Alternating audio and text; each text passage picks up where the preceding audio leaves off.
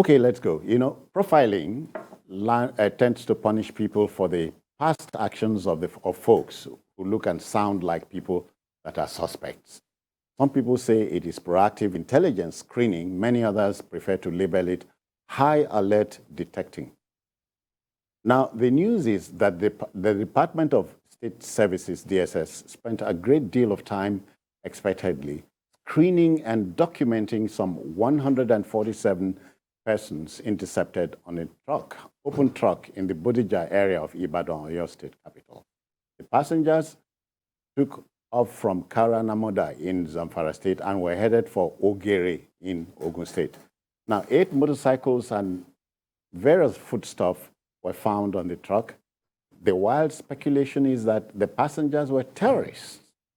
Oyo State Police image maker Dewale Oshifeso said the truck and its occupants were later escorted out of the state and promptly handed over to their counterparts in Ogun State.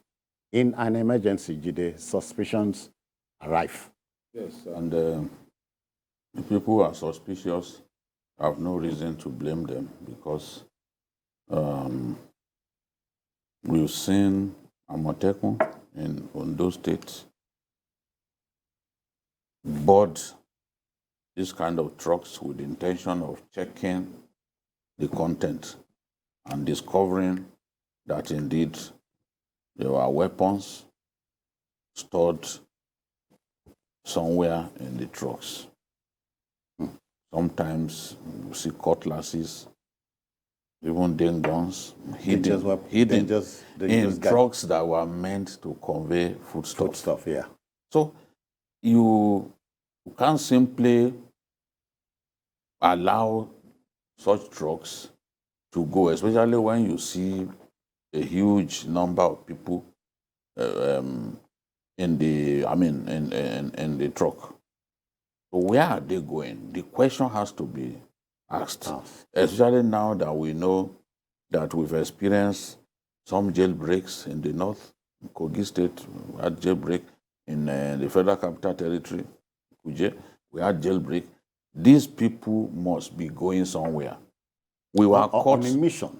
Yes, we were caught napping by the influx of the Boko Haram terror group into the Federal Capital Territory and now the Northwest.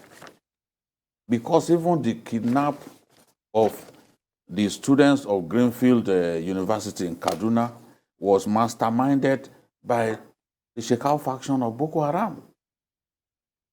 So things that we thought could never happen, we are now saying those things happen before our eyes. So in the light of this, it makes sense to check such vehicles, to profile the passengers in those trucks. Ask them the pertinent questions. Where are you going? You have cutlasses, you have what? Where are you going? Because it's not enough for people to simply say, oh, we are farmers, we are going somewhere. Yeah. Which piece of land has been given to you down south to go and farm? The truth is, the next frontier, in inverted commas, for the terrorists is the Southwest. Let's not deceive ourselves. The Americans always tell their people, they always come up with travel advisory, they always tell their people that the Southwest is the safest part of our country. In terms of kidnapping and all that, the numbers are a lot lower in the Southwest.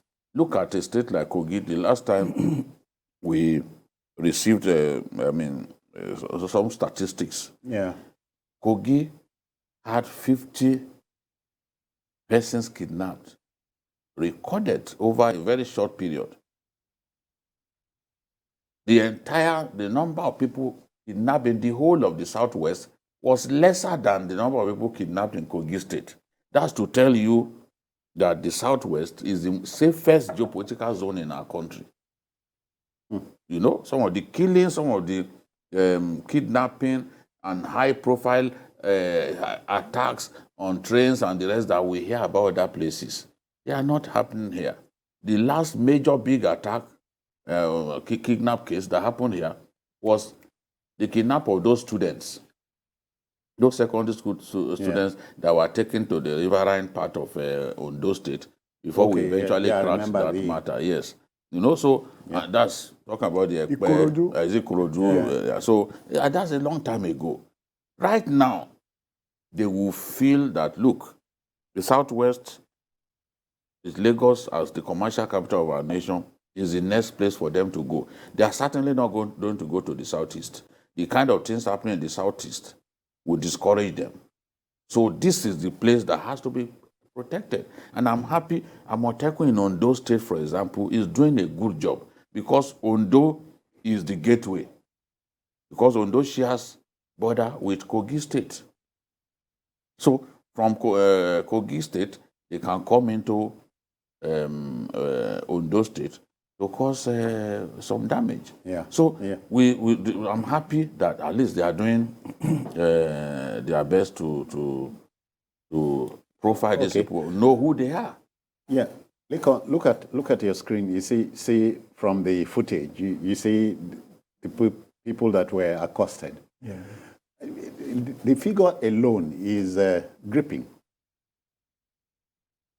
Look at that. My attitude to this is in line with Babajide's, but I want to regionalize this argument. The last time I checked, I think DSS is a national agency. Yeah. How come? At least I have traveled by road from Mina to Zamfara State. I know how long it took me in terms of distance. That's a long while ago, not recently. Yeah, but I'm saying that it's a long haul. It's stretch. And then as a matter of fact, even sometimes you have to, from Zamfara State, you have to enter into Sokoto State, into Kebbi State, into Niger State, before you keep coming down. How come the DSS in those states did not? So are we running two DSS agencies in this country that are vigilant in the south and they are not vigilant in the north? It's a relevant question, Leko. And which brings me to the issue of state police, that if the National Security Agency is not going to do the job as the way it's supposed to do, it only takes the southern divisions. Do you understand? To do that job. Southwest, Southeast, South, yes, South. Something is wrong with that DSS itself. It seems to be, just as some people allege, that the custom is more efficient in the south, whereas you have porous borders in the north. So it means that these agencies are, what do you call it? They have dual approaches to their job. So, which makes some people who think they may be wrong, but the president himself said that the people who are disturbing Nigeria are foreigners. Yeah. People coming from the Sahel who want land in this place. And they are filtering in gradually with arms. And that is the danger. They are coming. I mean, I understand you are economic migrants.